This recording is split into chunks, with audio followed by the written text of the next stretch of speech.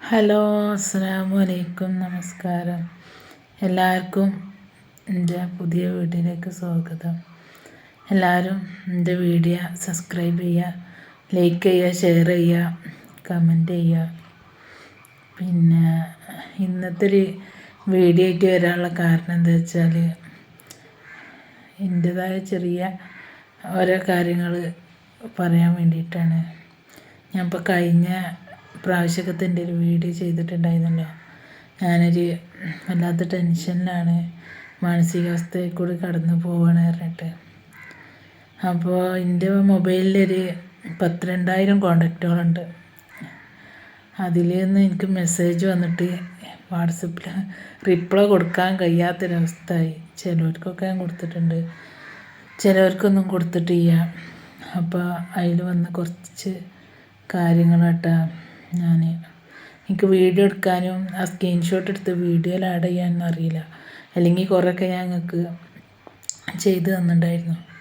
അതിൽ എന്താണ് ഇത്ര വലിയ വിഷമം എന്ന് ചോദിച്ച്, ഒന്നാമത്തെ വിഷമം ഞാൻ പറഞ്ഞില്ല, വീട് വിറ്റ് ചേഞ്ച് ചെയ്യാൻ വേണ്ടിയിട്ട്. അപ്പോൾ വിറ്റപ്പോൾ ആ വിറ്റ പൈസക്ക് നമുക്ക് പറമ്പ് വാങ്ങാനുണ്ടായിട്ടുള്ളൂ. അപ്പോൾ പറമ്പ് വാങ്ങി, വീടിൻ്റെ കാര്യങ്ങളൊന്നും ആയിട്ടില്ല. അപ്പോൾ എൻ്റെ അമ്മ ഇപ്പം എൻ്റെ കൂടെ അല്ല, സെപ്പറേറ്റാണ് ഞാനും ഉമ്മയും കൂടി നിൽക്കുന്നത്. കാരണം എൻ്റെ ഒരു കുടുംബ ബന്ധത്തിലാണ്. ഉമ്മ താത്താൻ്റെ അടുത്താണ്. അവിടെ വണ്ടി കയറുന്ന താത്താൻ്റെ വീട്ടിലേക്ക്.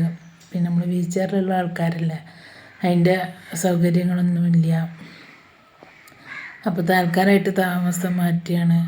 അൽഹംദുലില്ലാഹ് അമ്മക്ക് 2-3 നേരമായിട്ട് വിളിക്കലുണ്ട്, വിവരങ്ങളൊക്കെ അന്വേഷിക്കലുണ്ട്.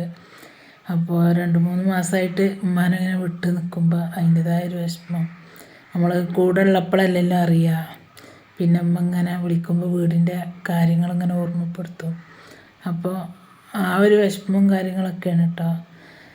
പിന്നെ വിഷമമാണെന്ന് പറഞ്ഞ സമയത്ത് വന്നതാണ്. എന്താ, അറിഞ്ഞുകൊണ്ട് ചോദിക്കണവരുണ്ട്, അറിയാതെ ചോദിക്കണവരുണ്ട് കേട്ടോ. അറിഞ്ഞുകൊണ്ട് ചോദിക്കണവരോടാണ് പറയുന്നത്. അപ്പോൾ അൽഹംദുലില്ലാഹ് നിലവിൽ കല്യാണമൊന്നും കഴിഞ്ഞിട്ടില്ല. കല്യാണം കഴിഞ്ഞോ എന്നുള്ള വീഡിയോ ആണ് ഒരുപാട് വരുന്നത്. പിന്നെ രണ്ടാമത് കല്യാണം കഴിഞ്ഞിട്ടും അത് വിട്ടു പോയോ, അതാണോ ടെൻഷന് എന്ന് ചോദിക്കുന്നുണ്ട്. എൻ്റെ കല്യാണം ഒരു പ്രാവശ്യം കഴിഞ്ഞിട്ടുണ്ടായിരുന്നു കേട്ടോ. പിന്നെ കല്യാണം കഴിഞ്ഞ ആളെക്കുറിച്ചിട്ട് അവരെ കാര്യങ്ങളൊക്കെ ചോദിക്കുന്നുണ്ട്. അതിപ്പോൾ 2017 കല്യാണം കഴിഞ്ഞു, 19 ഒഴിവാക്കി. ഞാനായിട്ട് അങ്ങോട്ട് താല്പര്യമില്ല അറിഞ്ഞ് ഒഴിവായതാട്ടാ. പിന്നെ അവരെ ഡീറ്റെയിൽസും കാര്യങ്ങളും നമുക്ക് ഇതിൽ പറയേണ്ട ആവശ്യമില്ലല്ലോ. അവരൊരു കുടുംബമായി, അവർ മക്കളും കുട്ടികളൊക്കെ ആയിട്ട് ജീവിക്കുന്ന ആണല്ലേ. അവരെ വെറുതെ നമ്മൾ ഇതിലേക്ക് വലിച്ചിടണ്ടെന്ന് എൻ്റെ അഭിപ്രായം. അതുകൊണ്ട് ആളെ പേര് കാര്യം അങ്ങനെ എന്നൊക്കെ പറയാൻ താല്പര്യമില്ല കേട്ടോ. എൻ്റെ അടുത്ത നാട്ടിലുള്ള ആൾ തന്നെ ആയിരുന്നു. പിന്നെ ഒഴിവാക്കാനുള്ള കാരണം എന്താ ചോദിച്ചിട്ടുണ്ട്. ഒഴിവാക്കാനുള്ള കാരണം അത് മനുഷ്യന്മാരല്ല, നമ്മളൊരു പെൺകുട്ടികൾ ഭർത്താക്കന്മാരെ വേണ്ടാറിന് ഒഴിവാക്കുമ്പോൾ അതിൽ കാരണങ്ങൾ എന്താ എന്ന് ഊഹിച്ചാൽ മതി. എന്നെക്കാളും താല്പര്യക്കുറവ് എൻ്റെ വീട്ടുകാർക്കായിരുന്നു. പിന്നെ എനിക്കും താല്പര്യം ഉണ്ടായിരുന്നില്ല. ജീവിതത്തിൽ പല സിറ്റുവേഷനുകളല്ല, അങ്ങനെയൊക്കെ അവർ പറഞ്ഞ വാക്കുകളൊന്നും പാലിക്കാതായപ്പോൾ ഏറ്റവും നല്ലത് അത് പിരിയുക എന്നല്ലേ. പിന്നെന്താ, ഡിവോഴ്സ് ചെയ്തിട്ട് അതിൻ്റെ ബാക്കിൽ പോവാത്തതെന്ന് അതിൻ്റെ വീട്ടുകാരായാലും ഫാമിലിയിൽ നിന്നായാലും ഒക്കെ ഒരുപാട് ആളുകൾ, അവരെ വേണ്ടപ്പെട്ടവർ വരെ എന്നോട് കേസ് കൊടുക്കാൻ പറഞ്ഞിട്ടുണ്ടായിരുന്നു. ഞാൻ വിശ്വസിക്കുന്നത് അള്ളാഹിൻ്റെ കോടതിയല്ല ഏറ്റവും വലിയ കോടതി. അപ്പോൾ പഠിച്ചവനും മൂപ്പരും കൂടി ആയിക്കോട്ടെ എന്നുള്ളത് വിചാരിച്ച്. പിന്നെ അവർ കല്യാണം കഴിച്ചിട്ട് അവർ മക്കളൊക്കെ ഓരോ നിലയിലെത്തിയിട്ട് അവരെ മക്കളറിയുമ്പോൾ എൻ്റെ ഇപ്പം ഇങ്ങനെ ചെയ്തു എന്നുള്ളൊരു വിഷമം ഉണ്ടാവില്ല. നമ്മളെ മക്കളായാലും നമ്മളെ മക്കളാവുമ്പോൾ നിങ്ങൾ ചിന്തിച്ച് നോക്കുകയാണ്. അപ്പം ഞാൻ അന്ന് ആ മക്കളെ എൻ്റെ മക്കളെ പോലെ കണ്ടിരുന്നു. ഇപ്പോഴും അൽഹംദുലില്ലാഹ് മക്കളോടൊക്കെ അല്ലെങ്കിൽ അവരുടെ ഫാമിലിനോടൊന്നും ഒരു വെറുപ്പോ കാര്യമൊന്നും ഇല്ല കേട്ടോ. അവരെ ഫാമിലിനായിട്ട് ഇപ്പോഴും ഞാൻ ബന്ധങ്ങളുണ്ട്, സംസാരിക്കാറുണ്ട്. ആ വ്യക്തിനെ ആയിട്ടല്ല കേട്ടോ. എനിക്ക് ഇങ്ങോട്ടും വിളിക്കാറുണ്ട്, സംസാരിക്കാറുണ്ട്, കാണാറുണ്ട്. പിന്നെന്താ, അപ്പോൾ പിന്നെ നിലവിൽ കുറച്ച് ചോദ്യം വന്നിട്ടുള്ളത്, ഇപ്പം നിലവിൽ കല്യാണം കഴിക്കുന്നുണ്ടോയെന്ന്. നമ്മളെ കല്യാണം ഇപ്പോൾ ഒഴിവായിട്ട് 6 വർഷമായില്ലേ. അതിൻ്റെ മുന്നും പിന്നും ഇപ്പോൾ ശേഷം ഒരുപാട് കല്യാണക്കാര്യങ്ങൾ വരുന്നുണ്ട്. നിലവിൽ അൽഹംദുലില്ലാഹ് ഇതുവരെ കല്യാണം കഴിക്കണം എന്നുള്ളൊരു തീരുമാനം എടുത്തിട്ടില്ല, വേണ്ട എന്ന് തന്നെയാണ് ഇപ്പോഴും. എൻ്റെ ഡൈവേഴ്സ് ചെയ്യുന്ന സമയത്ത് വിചാരിച്ചിരുന്നു ഇനിയൊരു കല്യാണം കഴിക്കൂലാന്ന്. ആ ഒരു സമയത്ത് നമുക്കറിയാമല്ലോ, നമ്മൾ മരണം വരെ അവരെ കൂടെ ഉണ്ടാവും എന്നൊക്കെ പറഞ്ഞ് വിശ്വസിപ്പിച്ച് കല്യാണം കഴിച്ച് ഒഴിവാക്കുമ്പോൾ പിന്നെ നമുക്ക് ജീവിതത്തിൽ ചെന്ന് ചാടാൻ പ്രയാസം ഉണ്ടാവില്ല. പിന്നെ നിലവിൽ ചോദിക്കുന്നുണ്ട് അവരായിട്ട് കോണ്ടാക്റ്റ് ഉണ്ടോയെന്ന്. ഇപ്പോൾ നമ്മളെ വിശ്വാസപ്രകാരം നമുക്ക് അവരായിട്ട് കോണ്ടാക്റ്റും കാര്യങ്ങളും ഒന്നാമത് ഒഴിവാക്കിയ ആളുകളായിട്ട് പിന്നെ നമുക്ക് കോണ്ടാക്റ്റ് ചെയ്യാൻ പറ്റുമോ? പിന്നെ നമ്മളെ മതത്തിനും പാടില്ലല്ലോ. അപ്പോൾ അതുകൊണ്ട് ആളായിട്ട് കോണ്ടാക്റ്റും കാര്യമൊന്നുമില്ല. ചില ആളുകൾ ഫോട്ടോസൊന്നും ഇട്ട് കൊടുക്കാണ്ട് ഞങ്ങൾ ജീവിച്ചിരിക്കുന്ന കാലത്ത് തന്നെ അവർ ഫോട്ടോസൊന്നും എൻ്റെ ഫോണിലുണ്ടായിട്ടില്ല കേട്ടോ. ജീവിച്ചിരിക്കുന്ന കാലത്ത് എന്നല്ല, ഞങ്ങൾ ഭാര്യ ഭർത്താക്കന്മാർ ആയിട്ട് ജീവിക്കുന്ന സമയത്ത് പോലും ഫോട്ടോസൊന്നും ഫോണിൽ വെച്ചിട്ടുണ്ടായിരുന്നില്ല കേട്ടോ. ഇപ്പം നിലവിലില്ല, അതിൻ്റെ ആവശ്യം നമുക്കില്ലല്ലോ.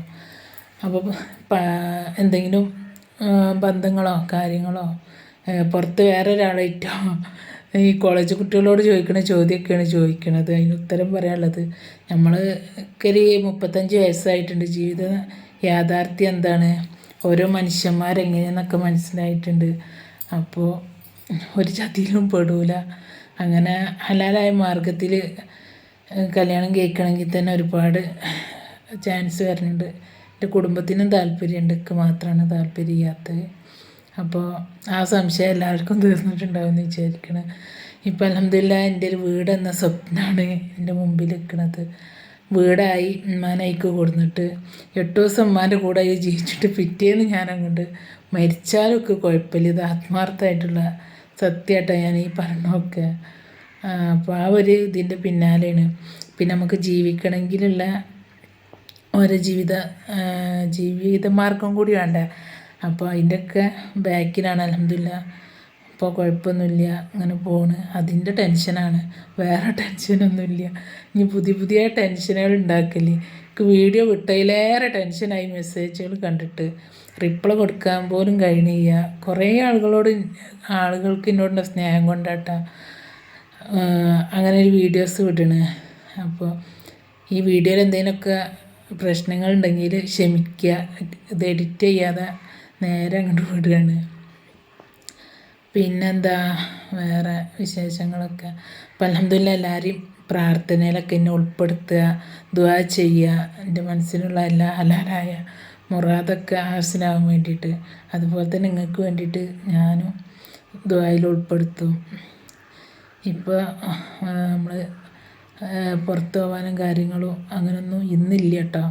അപ്പോൾ ഫ്രീ ആയിട്ട് ഇങ്ങനെ ഇരുന്നപ്പോൾ ഇതിന് റിപ്ലൈ തരാൻ എൻ്റെ കൈ വേദനിക്കാൻ തുടങ്ങിയിരിക്കണം. ഇതിൻ്റെ മെസ്സേജ് നോക്കിയിട്ട് തോണ്ടിയിട്ട് ഫോണിൽ അത്രക്കും മെസ്സേജ് ഉണ്ടായിരുന്നു. ഞാൻ ചിന്തിക്കുന്നത് എന്താ വെച്ചാൽ, അൽഹംദുലില്ലാഹ് നമുക്കൊരു വിഷമമുണ്ട് എന്ന് പറഞ്ഞപ്പോൾ എല്ലാവരും നമ്മളോട് ചോദിച്ചറിയേണ്ട, അതൊരു സന്തോഷം. അതിൻ്റെ ഇടയിൽ ചില ആളുകൾക്ക് ഒരു അറിഞ്ഞുകൊണ്ടും ചോദിക്കുമ്പോൾ അതൊരു പ്രയാസമല്ലേ, അങ്ങനെയുണ്ട്. അപ്പോൾ അൽഹംദുലില്ലാഹ് എല്ലാവരോടും സ്നേഹം സന്തോഷം മാത്രം. പ്രത്യേകിച്ച് എനിക്കൊന്നും പറയാനില്ല. എൻ്റെ വീഡിയോ എല്ലാവരും പരമാവധി ലൈക്ക് ചെയ്യുക, ഷെയർ ചെയ്യുക, സബ്സ്ക്രൈബ് ചെയ്യുക, സപ്പോർട്ട് ചെയ്യുക. അൽഹംദുലില്ലാഹ് ഇപ്പോൾ ഇങ്ങനെ സുഖമായിട്ട് പോകണു. അതുപോലെ സുഖമായിട്ട് മുന്നോട്ട് പോകാൻ വേണ്ടിയിട്ട് ദുആ ചെയ്യുക. എല്ലാവരോടും അസ്സലാമു അലൈക്കും.